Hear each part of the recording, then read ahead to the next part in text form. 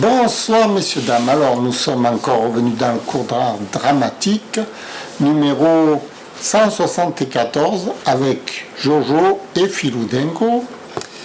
Le 174. Alors, ce cours il va s'adresser à ceux qui veulent faire de l'humour, des sketchs humoristiques. Hein Jojo? Oui. Tu sais, tu connais les humoristes à la télé, tout ça. Les humoristes, ceux qui les font des humoristes, blagues. oui. À la télé. Ouais. Oui, je Voilà. connais. On va parler de ça, c'est-à-dire comment faire un sketch humoristique à la télé. Ou comment créer un sketch à la télé. Ouais, voilà. Alors, justement, j'avais une blague. Tu sais, sur Internet, il y a des gens qui me parlent. Souvent. Quelques personnes qui me parlent de temps en temps. Et j'avais dit que j'avais mal, tu sais, derrière la tête, là. J'avais une espèce de vertige quand je me lève le matin. Alors, j'ai une amie sur Internet qui m'a dit d'aller voir un ostéopathe. Tu sais, elle m'a dit, tu vas voir un ostéopathe et puis ça peut réussir. Alors aujourd'hui, je lui dis, ça y est, j'ai été voir l'ostéopathe, je suis guéri. Youpi, je lui dis, je t'ai guéri. C'est guéri, c'est beau. C'est beau.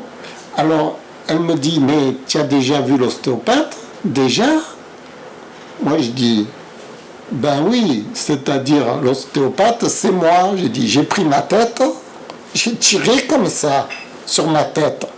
Et puis j'ai fait crac. Voilà. Et depuis, voilà, je suis guéri. Ça, c'est magique.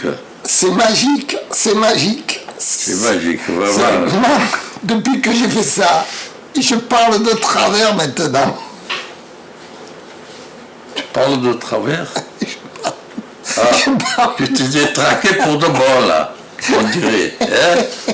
Eh ouais. Tu fais des choses à ta manière. Tu demandes de la permission à personne. Hein? Tu te diriges toi-même, tu te casses le nez aussi. Tu gagnes et tu te casses le nez aussi. Ah, sacré Philippe. Sacré. Ah, c'est beau. C'est beau. Hein? Qu'est-ce que tu en penses? C'était bien le sketch? Très bien. Ah, t'as fini? Ouais, c'est fini. C'est fini. Ah bon? Ouais, ça y est. Allez, on en fait d'autres alors. Un autre? Eh oui. Allez. Qu'est-ce qu'on fait? Un autre sketch, tu as dit? Ouais, mais lequel? Ah ben, celui que tu veux. Tu n'en as pas, tu commences. Tu remarques, j'en ai pas. J'en ai fait un déjà, c'est pas mal. C'est moi qui l'ai inventé. C'est toi qui l'as inventé. Ouais, c'est moi qui l'ai inventé. La femme, elle était catastrophée. Tu l'as bien inventé, bien. La dame sur Internet, mon amie, était catastrophée. Qui? La femme qui m'a demandé d'aller voir l'ostéopathe. Ouais. Ah oui. Elle était... Ouais. Catastrophée, Ouais. c'est sûr. Voilà. Tu as mis toute la responsabilité sur elle. Non. Ouais. Tu veux pas. Voilà. Mais, voilà, le sketch, vous voyez, est-ce que je l'ai bien dit? Je l'ai bien dit, le sketch? Très bien. Hein? Très bien dit. Je l'ai bien dit. Ah oui. Voilà, je me reverrai parce que là, je sais pas, moi quand je fais... Mais tu l'as pas mis celui-là, ce que tu as. Hein? Celui que tu as fait maintenant, Ouais. tu l'as pas mis encore. En vrai. Non, je le fais en direct. En direct, là. Tu l'as fait en direct. Ouais, en direct. Et alors tu l'as fait alors. Ouais, je le Tu peux le fais passer quand tu veux. quand je veux. Voilà, dis-moi comme ça. Ah oui, Ça va, c'est bien comme ça. ouais, c'est bien. Voilà. Maintenant, il faudra voir. Ça Mais va. si on en a d'autres, on vous les fera. Alors, le sketch, ça obéit à quoi? Parce qu'il y a une logique dans tout ça. Évidemment, c'est technique. Bon, les ressorts psychologiques, c'est technique. Mais après, il faut pouvoir embarquer le public dans le truc, vous voyez. C'est ça. Ouais. Pour embarquer le public dans l'histoire, quand tu racontes une histoire au public, ouais. Il faut être, tu vois, ouais. Concentré, tu vois, il faut être concentré, il faut être, tu vois ce que je veux dire? Tu comprends? Ouais. Tu es concentré là, toi? Si je suis concentré? Ouais. Oui, je suis concentré. Voilà. Il faut s'être concentré, tu vois, sur ce que je dis, sur ce que tu dis, et sur les spectateurs aussi, parce que les spectateurs aussi, ils t'écoutent. Ah, c'est bon. La troisième personne. Très bien. Le sketch n'est possible que grâce aux spectateurs. D'accord. Tu vois, l'histoire qu'on raconte, elle est possible que grâce à eux. Parce que nous, si on était tous les deux tout seuls, ça servirait à rien qu'on parle. Comme ça. Là, on parle, on fait un cours. Oui. Tu vois, on fait un cours d'art dramatique. Oui. Alors, la dernière fois, tu avais une histoire aussi, parce que mon père aussi, il avait une histoire, un sketch. Il a raconté, mais... Bon, d'habitude, il les raconte mieux que ça. Là, il est un peu intimidé, tout ça, parce qu'en fait, le fait d'avoir un public, des gens qui nous écoutent, c'est très intimidant. C'est très, très difficile à... J'ai pas l'habitude de rentrer dans un public. Voilà. Il faut être entraîné, là. C'est ça, il faut être entraîné. Il faut s'entraîner pour pénétrer dans un sketch. Oui, là, c'est comme si tu étais devant le spectateur. Ah, oui, vois? Parce qu'il y a quand même... c'est important. Je parle pas, je donne pas la conversation au public, là. Oui. C'est moi qui prends la conversation. Oui. Avec tous ces publics qui me regardent. Voilà. Je suis obligé de me tenir comme il doit se faire. Et oui. Voilà. Tu es obligé de te tenir.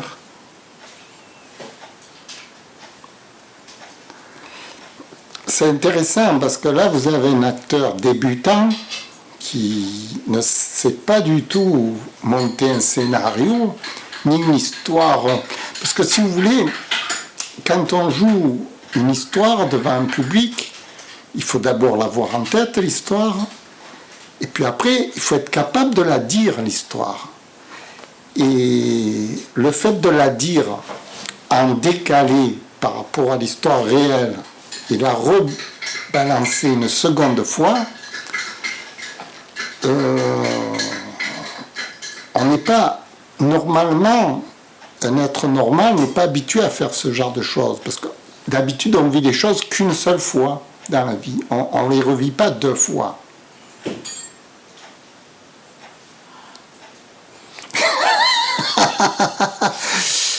Et pour être capable de revivre ce qu'on a projeté dans sa tête... Il m'aveugle. Hein, qu'est-ce qu'il y a? Il m'aveugle, c'est les phares. Non, c'est pas grave, ça. Les phares. C'est pas grave, ça. Les jeux, tout. Non, mais regarde à côté. Regarde pas dessus. À côté, oui. À côté, d'accord. Voilà, tu regardes pas dessus. Au même niveau, hein. Ouais, tu regardes dessous, là, ici. Voilà, plus haut aussi. Voilà, plus haut, ouais. Où il y a l'étoile là qui brille. Voilà. À côté, tu regardes à côté, tu regardes pas fixement. Non. Tu regardes un peu à moi aussi. Oui, mais regarde-moi, moi. Où tu es, toi? Je suis là, moi. Ah, tu es là, toi. Je suis là, moi. Oui. Vous voyez? Très bien. Alors, je disais aux spectateurs que pour se projeter dans une histoire et être capable de... Il faut être capable de la revivre comme si c'était une histoire instantanée, quoi, qui est au moment présent, exactement, sans décalage avec l'esprit. Il ne faut pas se poser de questions, quoi. Mais c'est facile de le dire, ça. Le problème, c'est qu'on n'y arrive pas. Parce que quand on va commencer à réfléchir, on va se dire, qu'est-ce que j'avais dit là? Qu'est-ce qu'il faut que... On va essayer de se rappeler. Et on ne va pas pouvoir être dans le sujet correctement. Et le fait de pouvoir s'abandonner, de plus faire abstraction, si vous voulez, de vos souvenirs et de votre façon de réfléchir. Je peux les oreillettes passer là. Oui. Quand tu parles, je peux le mettre plus fort. Oui, tu le mettras plus fort, mais tout à l'heure, quand je mettrai le film, pour l'instant, il n'y a que moi qui parle. D'accord. Tu m'entends là parler? J'entends, oui. Voilà, ça Tout suffit. juste. Eh bien, ça suffit. La moitié, j'entends pas, ça me fait rien. Allez, vas-y, après. Et pour être capable de s'abandonner au présent, c'est là où il va falloir travailler. C'est là où ça demande un travail colossal. Colossal. Voilà. Et là, on va revenir dans les cours prochains sur ce sujet, justement. Comment pouvoir être libre de cet instant présent, tout en ayant un scénario, une histoire dans la tête qu'on va projeter comme ça. Les Baudins le font très bien. La première fois que je l'ai vu, je ne les connaissais pas. Mais la première minute que j'ai vu le gars qui se projetait comme ça, dans une histoire, un scénario, et en même temps, on a l'impression que c'est spontané, c'est là qu'on reconnaît un grand comédien. Quoi qu'ils disent à l'écran, quoi qu'ils disent.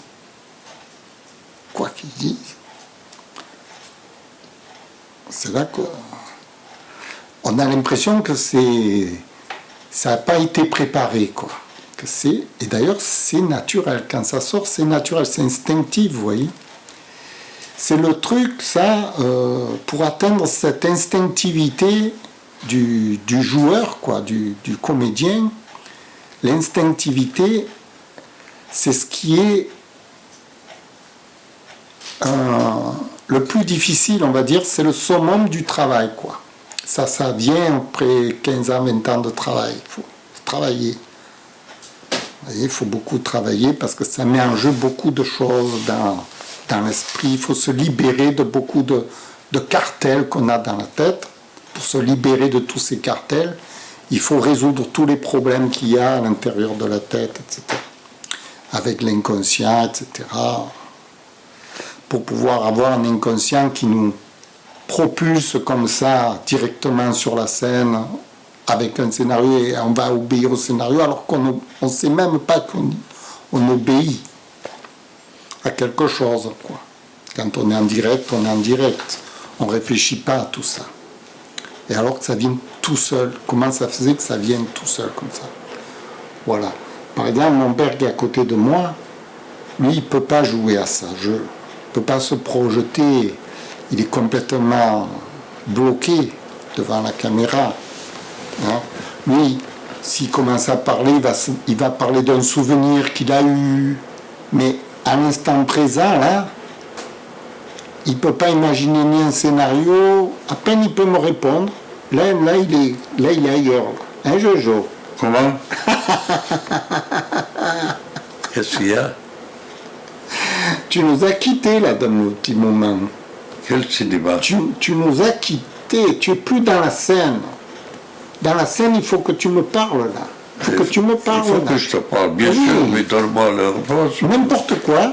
N'importe quoi, tu peux me Qu'est-ce dire. que tu veux que je te parle? Mais ce que tu veux. Ce que tu veux, il n'y a pas de règle, là.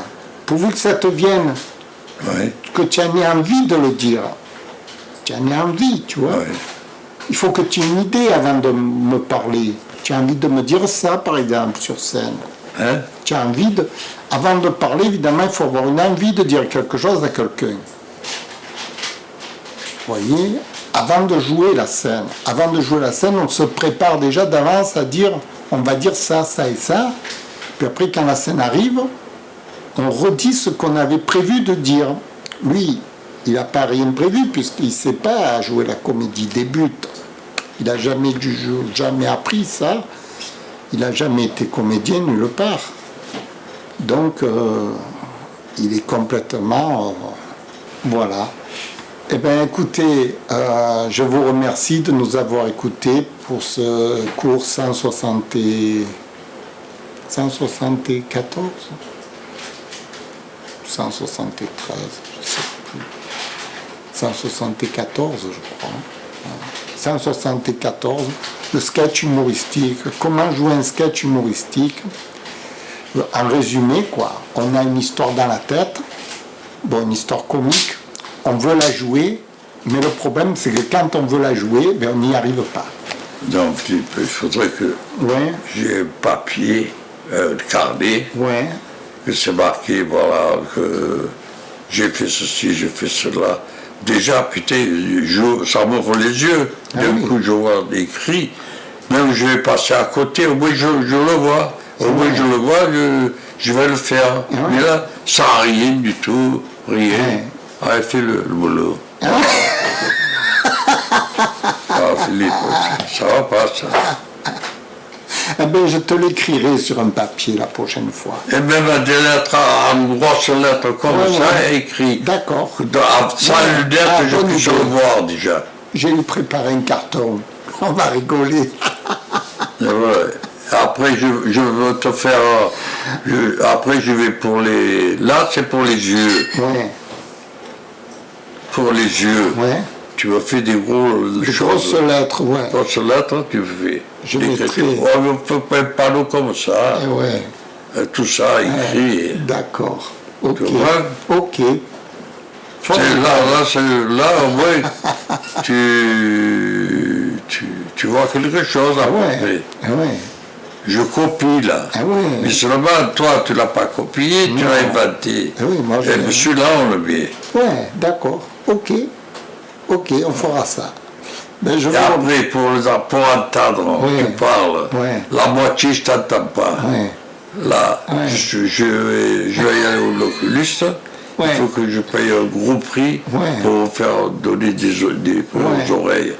C'est des petites choses comme ça, c'est rien du tout. Tu le mets, c'est fini. D'accord. Tandis que les autres qui ne sont pas chers, il y a des fils, il y a des trucs. Ça marche, pas. C'est pour ça que je ne l'ai pas pris. Pour ça que j'ai du recul dans mes... D'accord. Dans ma tête, avec tout le boulot, avec tout ce que je dois entendre, tout ce que je dois faire, j'ai pas fait moi tout ça. Non, tu as déjà du retard. je suis nul. Non, tu as du retard. Non, tu as du retard parce que... C'est pour ça que maintenant, avec toi, je fais pas attention, je m'en fous. Ah oui? C'est à cause de ça? Parce que on va le réparer tout ça alors. C'est pour ça. C'est rien. Oh, c'est pas maintenant que je devrais le faire ça. Une fois que j'aurai tout réparé tout ça, putain, je vais bien. Allez, demain je te répare tout ça, on sera prêt demain. Au crack là, hein. Putain, là, je te le fais de bon cœur. Là, c'est pas de bon cœur, je sais pas. Je suis perdu. Je suis perdu. Là, j'entends, d'un coup, j'entends pas. Toi, tu parles. Il faut que je le marque et j'y arrive. Non, ça marche pas. Ça marche pas. Non, écoute, Jojo. Pas du tout. Jojo, on va dire au revoir quand même, monsieur, dame. Ah oui. Allez, bon, on vous remercie de nous avoir écoutés. C'était un peu comique, pas comique. Mais en fait, c'était pas le but de vous faire rire, c'était le but de vous apprendre comment on fait un sketch comique, comment on fait un sketch humoristique, à quoi ça... Parce qu'on a l'impression que c'est plutôt facile.